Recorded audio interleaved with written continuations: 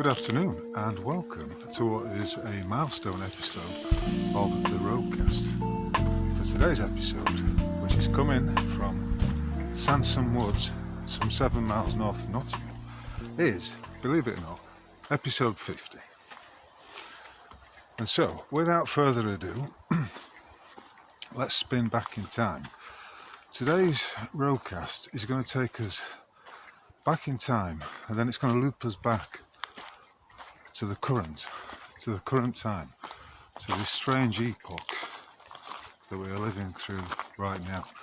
But before I begin, the first point I wish to make is one about the nature of the construct in which we find ourselves. And it's simply this. This place was a shithole before we arrived, and it will be a shithole when we leave. Or to put it another way, a man called Will Durant stated, "We shall leave this world as foolish and wicked as we found it." Which to me means that we're not here to change the world. We are merely sojourners passing through this construct, which, as I've expressed many times before, is but a journey of the soul. It's for the edification of the soul. And of course it's tough at times, because it is meant to be tough. But the key point is that we are immortal beings passing through a simulacrum or divine construct, whichever you wish to term it, in which things unfold with a mathematical precision that would be impossible were we in a truly organic, natural world. By the way, this is the Rogue Mail t-shirt, which will shortly be made available to those who wish to have one. So if you've got a husband, or you're a bloke who regards himself as a bit of a rogue male, then watch this space, for they will be available. Before I proceed any further, though, I'd like to thank each and every one of those people who bought me a coffee, and also those who left me, after the last Roadcast, I'd also like to thank those who left me a comment on the YouTube channel. Now, as I mentioned last week, I've been reading a very interesting book which came out some 48 years ago. It's called Jack the Ripper, The Final Solution, and it's written by a writer called Stephen Knight, who also wrote another book exposing Freemasonry. Now, for those who don't know, there were a series of murders in or around the Whitechapel area of London in 1888. I think it was 5 in total. And there was an artist who was living in the area called Sickert, and he had personal involvement, not just with the with one or two of the victims, but also with those on the other side, the perpetrators, perhaps, or their associates. The story goes that the Prince of Wales, known as Eddie, he was a member of the royal family, who had a large number of skeletons in his closet. To which you might say, well, don't they all? And you could be right.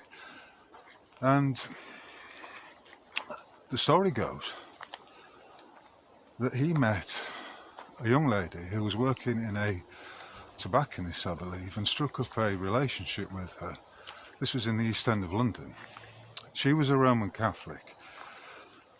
He impregnated her, and they got married secretly.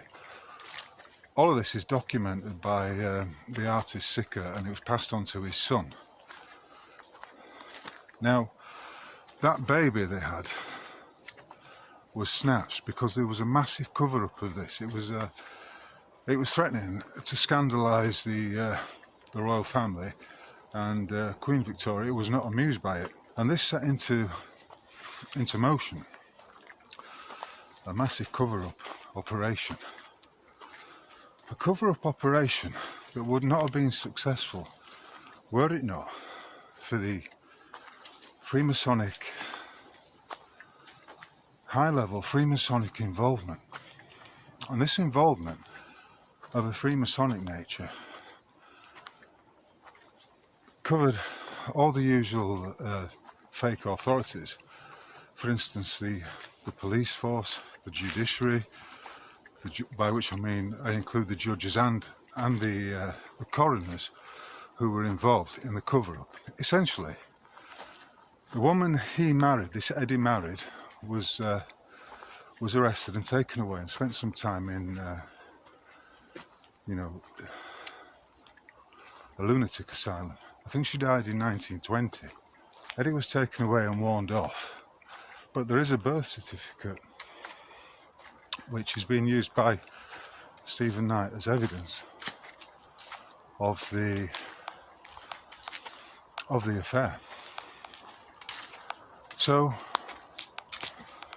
as I say, it was a massive scandal that he'd impregnated a Roman Catholic, and the aim was to cover it all up. And this went as high as the Prime Minister, a member of the Cecil family who was known as Lord Salisbury. And it also involved the royal physician, a man called Gull, G-U-L-L. The premise of Steve Knight's research and its conclusion, namely what he, the eponymous title, The Final Solution, his conclusion was that the so-called Jack the Ripper murders of 1888 were not carried out by a deranged individual, and at the time the police interviewed tens of thousands of men. As I was reading about it, it reminded me a little bit of the backstory involving what happened with Peter Sutcliffe, the Yorkshire Ripper. I mean, it's not just the name in which you can find a parallel. There are other aspects too. The evidence goes along with this narrative, namely that the chief physician, or the royal physician known as Gull, was a high-level Freemason, one of what is known as the degree of the Royal Arch. So they covered up the marriage and the birth. But then one of the associates of the woman to whom he got married started with some other prostitutes, and I think they were all prostitutes, began to set up a blackmail campaign. And this did not go down very well. This alerted the authorities to the potential scandal that would erupt, that could erupt, and that would cause, devastating harm to the reputation of the royal family. And so, when you look into it, there were a lot of the evidence was covered up, but mainly each of the victims, apart from the last one, I believe, each of the four, there were aspects of the murders that took the form of ritualistic Freemasonic killings. And these killings, the way they were carried out, did require a degree of anatomical knowledge, which certainly the royal physician Gull did have. I mean, when you look into it, the chief of police, the Lord Salisbury, the Prime Minister at the time, and the various coroners, not to mention members of the royal family, all had Freemasonic connections, just as they do today. Prince Michael of Kent is in fact the head of, he's the highfalutin head of one such order that exists in Britain to this day. So it turned out that the police documented evidence that these women, who'd all been murdered within a small area of the East End of London, had endured a rather brutalist form of murder, insofar as their entrails, or well, first of all, they've been slit from ear to ear, from left to right, which is apparently a common Freemasonic method. It's all ritual, basically. But not only that, they'd had their entrails removed, and placed over their shoulders with their legs put in a certain pose. And at one point, at one of the scenes of the murder, there was there were 2 brass rings off the victim and a number of coins that were left at the scene of the crime. And that fact was covered up. In fact, the coins were removed. There was some graffiti on the walls with a Jewish, with a Freemasonic inference to them. And this all was covered up, despite the fact that the investigating officers at the time had seen it. Someone higher of a higher rank stepped in, covered it all up. And that Freemasonic sorcery is of a ritualistic hue. Earlier this week, I saw a man who is purportedly the head of the Metropolitan Police. Is he called Rowley? I'm not sure. But he's a very small fellow with narrow shoulders, so narrow that his uniform doesn't appear to fit him. That the epaulets, his shoulders aren't broad enough to fill his shirt, so the epaulets kind of hang off his shoulders. But he was threatening to go beyond the Isles of Britain and seek extradition orders for anyone overseas who had levelled any form of criticism. He said they were coming for it. He was going to go after these individuals and they would receive the full force of the law. But the question that arises for me is, first of all, is he a high-ranking Freemason? And then I would ask the question, because he was threatening Musk, I believe, is Musk a high-ranking Freemason? And then, of course, we had Musk interviewing Donald Trump. The question would arise for Trump. Is Trump a high-ranking Freemason? I mean, remember, some people promote Trump as the saviour of mankind. Others will promote Elon Musk as a similar kind of saviour. I mean, as far as I'm concerned, they're offering up the hero. This is a fake narrative. They're simply offering up the hero as an example. You know, the best way to control the opposition is to lead it. But remember, Trump was pushing the needle, the jib-jab, the genocide at needle point, and we've also got Musk falsely claiming that he's going to colonise Mars, that he sent one of his shitty Tesla cars into space, and that he's going to put a chip in people's brains, a neural link, which will connect them to the internet, to the World Wide Web, whatever that means. So Trump called himself the father of the vaccine, and Elon Musk has been pushing this transhumanist agenda for some time now. And as far as I'm concerned, it's all bullshit. But I do wonder just what the levels of influence are with and amongst the Freemasonic elites. And I think it's a valid point that when you get to these higher levels of Freemasonic sorcery, of of royalty, of these long-lasting bloodlines, and the rest of them who seek to control huge swathes of mankind, you do begin to wonder what is the glue that holds it together. Because I've no doubt that there are fractions and that there are, various factions, and there will be disagreements. I don't think they have consensus on everything, but the point is, when you get to a certain level of Freemasonry, all of this, all of the countries, there are no countries, and what you have is simply a ruling elite that are way above any sort of notion of nationhood. Right, so I just want to read a couple of passages from the book with regard to this, the Royal Arch level of Freemasonry. Okay, it says, up to and including the degree of Master Mason, An initiate has the right to act as a normal, responsible member of society and report to the authorities any Mason who may be engaged in murder or treason. But beyond the Royal Arch, this is no longer true.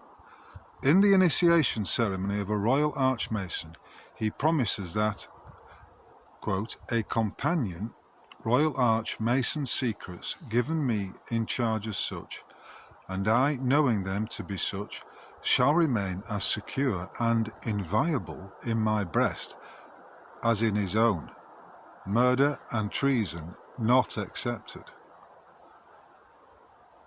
End quote.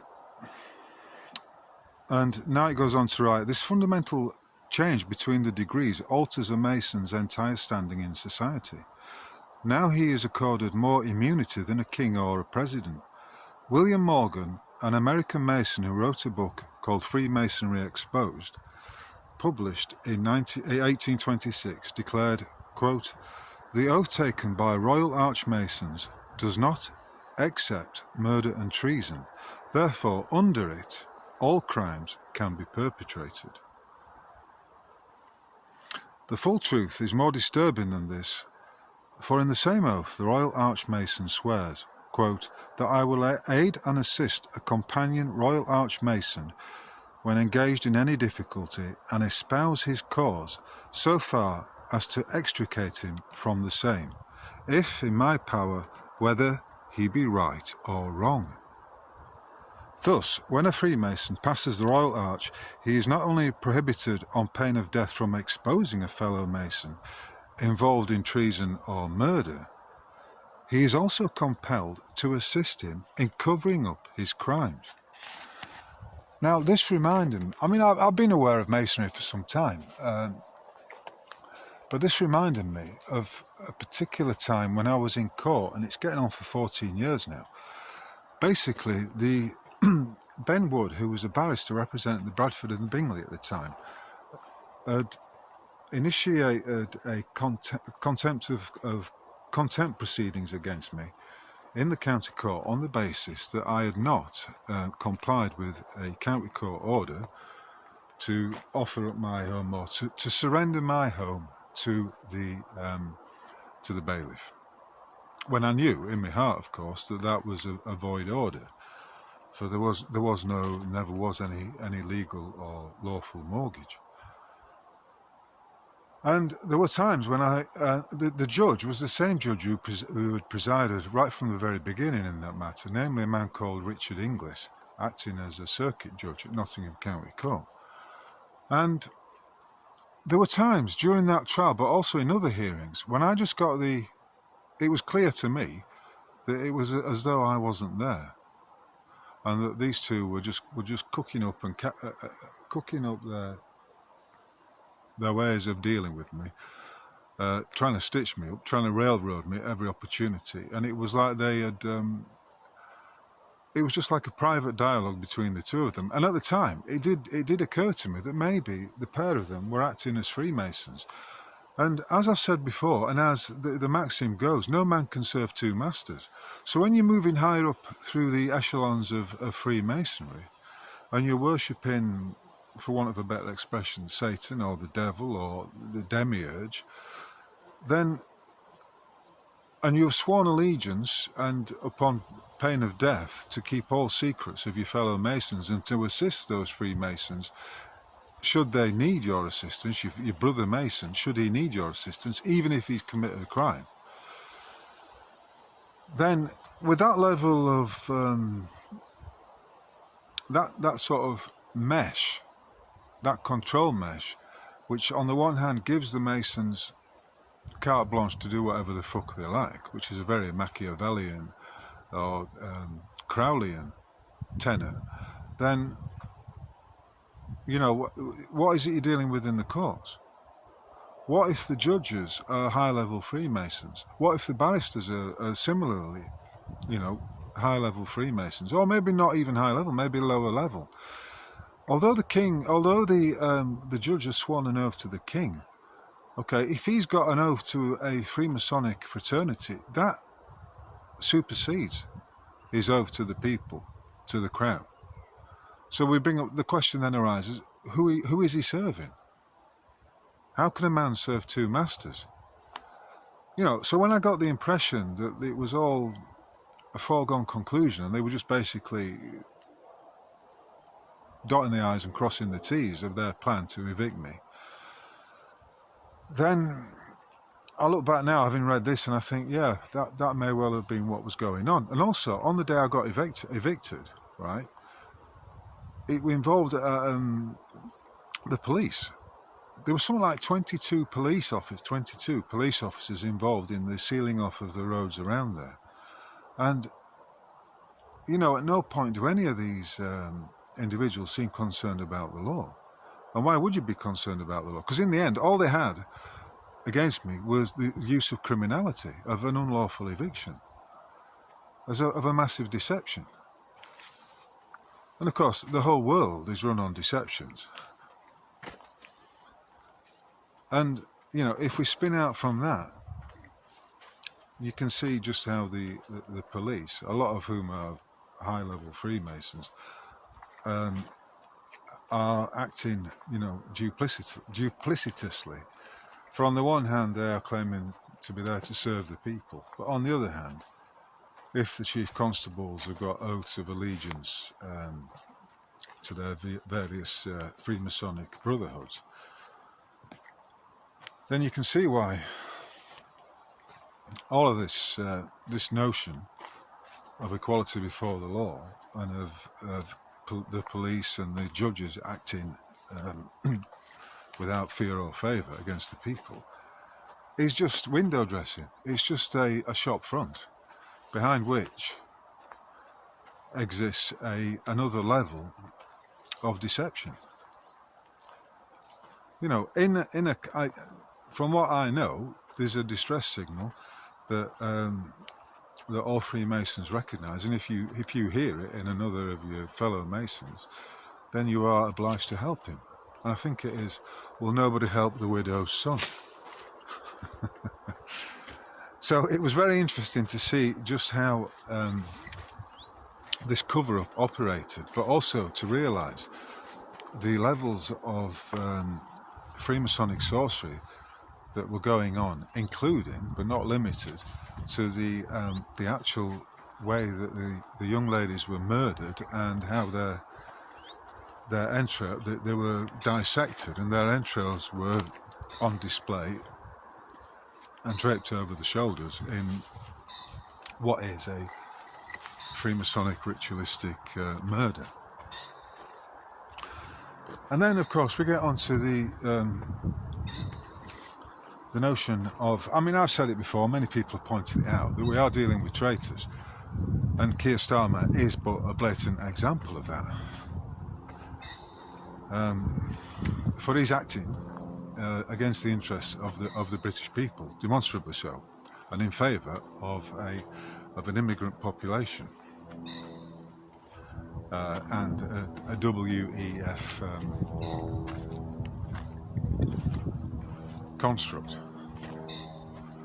But what if, you see, Keir Starmer, Sir Keir Starmer is a Knight of the Realm, and I'll put up some information about how the royal families are connected to Freemasonry. He's in the club, he's been rewarded for his services to Freemasonry, and you wonder, sorry, he's been rewarded to his services to the cabal or to the royal family, largely for his work in covering up the Jimmy Savile affair. That's not, the crimes of Jimmy Savile. So, if Starmer is also one of these high-level Freemasons, I'm not saying he is, I'm not saying he isn't, then that might explain his behaviour, because, you know, he's openly committing treason, just as are all the police officers who are acting, the police officers, the constables and the high-ranking chief constables who are acting so manifestly in contradiction to the British Constitution. It's because they are protected. They don't give a fuck, because they're not serving. Their master is this entity that the high-level Freemasons work and when you worship. And when you get to that level, you're not talking about the God of the Bible. You're talking about Shaddai, the demiurge, the the God of the burning bush, the demiurge that controls this construct.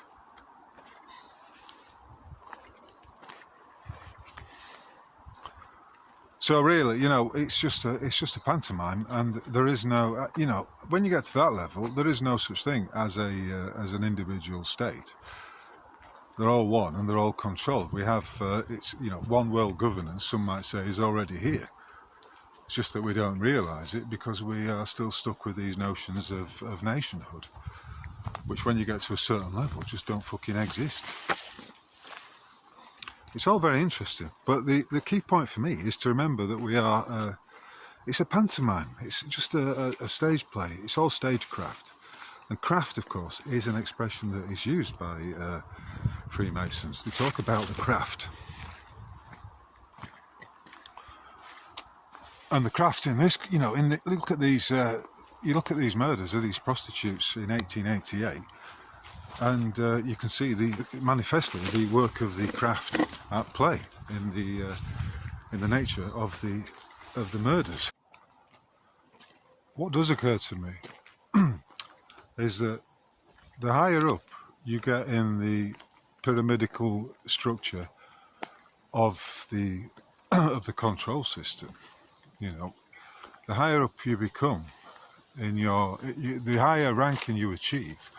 So, for instance, the Royal the Royal Arch of Freemasonry being possibly the highest rank of the brotherhood, then the more controlled you are, the less freedom you have. You know, you're like, if you're a bird in a golden cage with a velveteen perch and, you know, the best of foods and a gold frame mirror, if you're that kind of budgie, right, you may well compare yourself to someone who's in a crappy cage, maybe with rusty bars and you know, all kinds of excrement on the floor of the cage and a broken perch. But nevertheless, the point is, both of you are still in a fucking cage. And just because that cage has got golden bars and has a diamante fucking settee or whatever, and certain material riches to go with it, it doesn't mean you're free. You know, less is more in the true spiritual sense of the word. The less you have, the more you have in terms of the materiality of this construct. So it's very interesting to look at it that way, and to begin to grasp, perhaps truly, how free you are if you're not of any of these brotherhoods and you don't have any sworn allegiances to secret societies and a demiurge that is working against the interests of mankind and in the interests of deception to control. If you don't have any of those associations, then you are remarkably free. For no one is really controlling you. But in a way, it's kind of tragic, okay, because you may have these caged birds in their gilded cages, but once again, what you've got is an individual who was put between himself and the Creator, the Godhead, however you wish to term it. He's put a man-made construct between himself and his Creator. So he's serving a master whose identity is never revealed because it's a secret. But, you know, you're going to be, on some level, if you are one of those lickspittles, a Freemasonic sorcerer, a highfalutin chief constable, a would-be controller of humanity, then it could be that you are the most enslaved of all, hopelessly lost in the construct, failing to realise that you are but a sojourner passing through. I was speaking to a woman yesterday, and during the course of the conversation, she's been studying Gnosticism, and she used the expression the demiurge, and how the Gnostics understand that this world, this perceived reality we're in, is not real. It has a dreamlike quality to it, and we only tend to take it as real because we're hacked into it through our central nervous system. You know, we can smell, taste, feel, hear, and all the rest of it, which convinces us that it is real. And I thought that was very, very interesting, because other people will say, well, if God exists, then why is there so much violence in the world? Why are we living in a predator versus prey ecosystem of perceived reality? Why is that the case? And some have even said, well, because of this, could it be that God doesn't actually exist? How could God allow any of this to exist if he was real? But for me, that misses the point.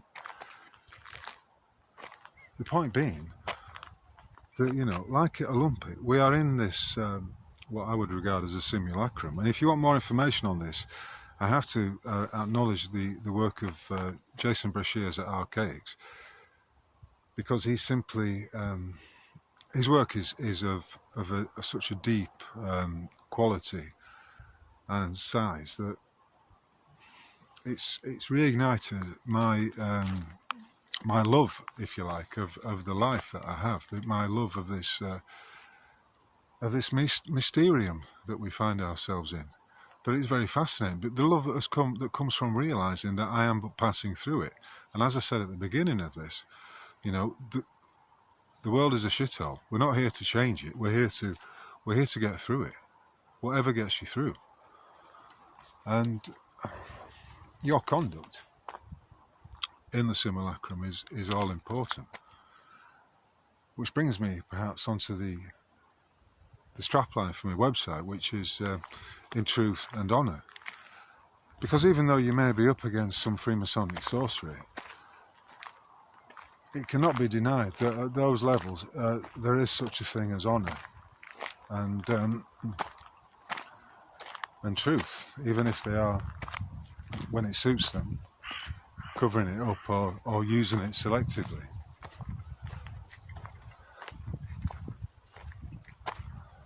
You stand in truth, you behave honourably to your fellow beings,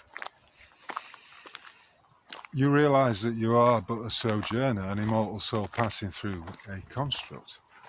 And with that comes a lightening of spirit, a freer sense that there's nothing to be afraid of. After all, life is but a dream.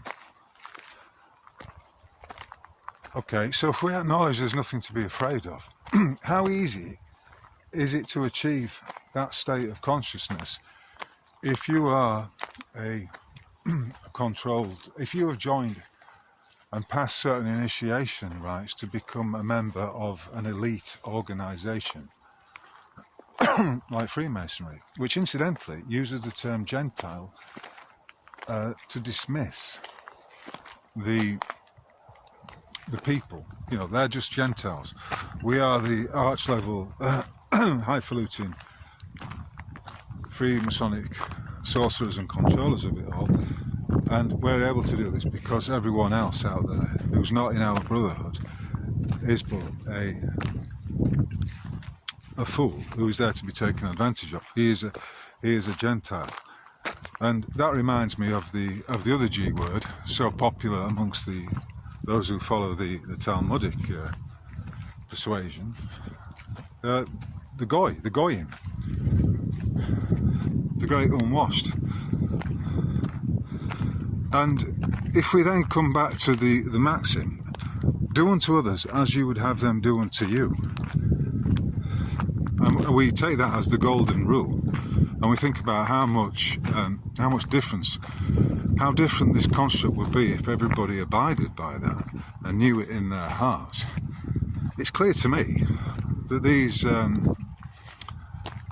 these sorcerers, these Machiavellian parasites, are not following that maxim. They're working diametrically in opposition to it. So in his book, Knight writes about the protocols by High Masons. Of all the hundreds of thousands of Freemasons in England in the 1880s, there were bound to be these lunatic fringes, and a peculiar sort of lunacy did inspire the Ripper killings. Here then are some of the protocols. I'm not going to read them all, but I will read one or two out. Number 1, our motto must be all means of force and hypocrisy. Number 2, our sheer force is victorious in politics, especially if it is concealed in the talent indispensable for statesmen. Violence must be the principle. Cunning and hypocrisy must be the rule of those governments which do not wish to lay down their crown at the feet of the agents of some new power. Number 3, in order to obtain our ends, we must have recourse to much slyness and artfulness. Number 4, and I think these are particularly interested in pertaining to what's going on right now in the pantomime world of politics. Number 4, the main success in politics consists in the degree of secrecy employed in pursuing it. The action of a diplomat must not correspond with his words.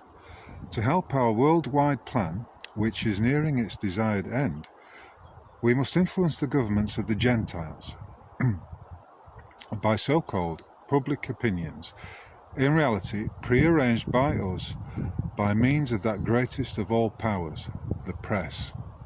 Think about the media. I mean, this was written over 120 years ago. And think how all prevalent and all pervasive the media is nowadays in all its various forms, which, with a few insignificant exceptions, not worth taking into account, is entirely in our hands. Briefly, in order to demonstrate our enslavement of the Gentile governments in Europe, we must show our power to one of them by means of crimes of violence, that is to say, by a reign of terror. The war on terror, as initiated by Tony Blair and Bush, anyone? We must secure, this is number 5, we must secure all instruments which our enemies might turn against us. We shall have recourse to the most intricate and complicated expressions of the dictionary of law in order to acquit ourselves in case we are forced to give decisions which may seem overbold and unjust. Think about what's been going on recently with people being banged, British blokes being banged up without just cause. For it will be important to express such decisions in so forcible a manner that they should seem to the populace to be of the highest moral, equitable and just nature. Our government must be surrounded by all the powers of civilization among which it will have to act. Number 6, in politics, governments and nations are satisfied by the showy side of everything. Yes, and how should they have time to examine the inner side of things when their representatives only think of amusements? It's one big distraction. The nation holds the power of a political genius in special regard and endures all its high-handed actions and thus regards them. What a dirty trick, but how skillfully executed. What a swindle, but how well and with what courage it has been done. And number 8, I'll finish on this one. The services of the police are of extreme importance to us, as they are able to throw a screen over our enterprises, invent reasonable explanations for discontent among the masses, as well as punish those who refused to submit. I mean, some will say that the protocols are a forgery and all of that. But when you see what's going on around us right now, then you begin to understand exactly how they jigsaw the events that we're going through, that are happening, jigsaw perfectly with that doctrine, as I've just read out from the protocols.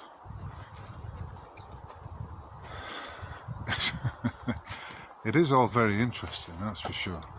But as ever, this knowledge behoves us to use it practically.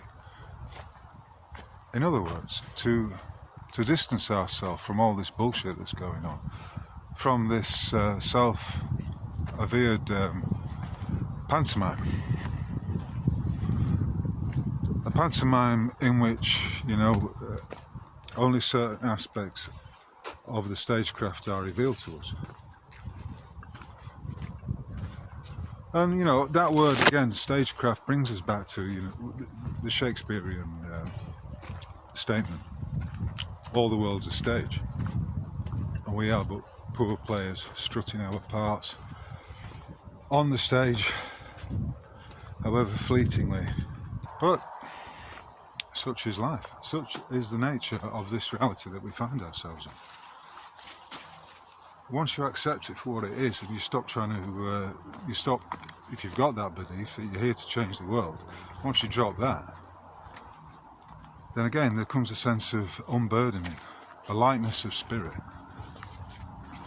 And that is largely because you've dropped the fear.